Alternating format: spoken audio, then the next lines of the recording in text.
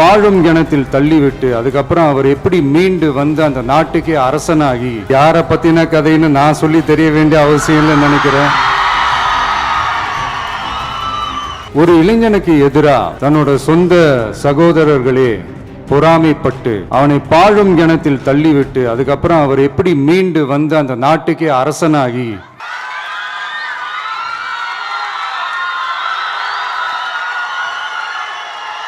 அந்த நாட்டுக்கே அரசனாகி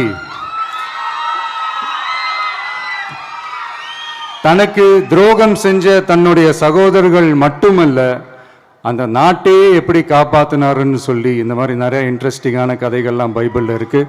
படிக்காதவங்க படிச்சு பாருங்க.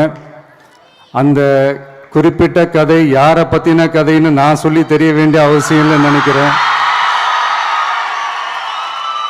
அது உங்க எல்லாருக்குமே நல்லா தெரியும். ஸோ இப்படிப்பட்ட கதைகள்லாம் நமக்கு எதை உணர்த்துது அப்படின்னா, கடவுளுடைய அருளும் மக்களை மானசீகமாக நேசிக்கிற அந்த அன்பும் அதீத வலிமையும் அதுக்கான உழைப்பும் இருந்துட்டாலே போதும், எவ்வளவு பெரிய ஒரு போராட்டமோ ஒரு போரோ இல்லை எதிரிகளையோ ஜெயிக்கலாம் அப்படின்றது தான் இந்த கதைகள்லாம் நமக்கு உணர்த்துது.